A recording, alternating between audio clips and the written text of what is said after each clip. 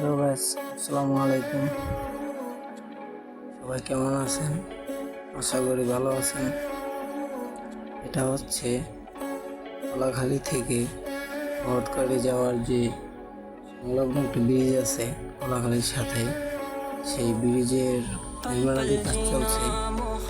সেই কারণে বাইপাস যে রোডটি দেওয়া হয়েছে, এই রোডের খুবই বেহাল অবস্থা, আপনারা দেখতেই পাচ্ছেন।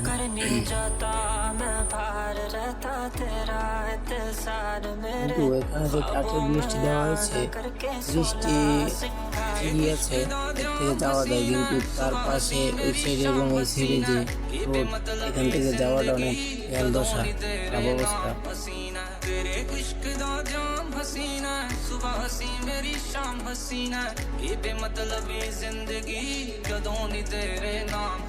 खारी किस्मत में गुलामी लिखे हुए हैं।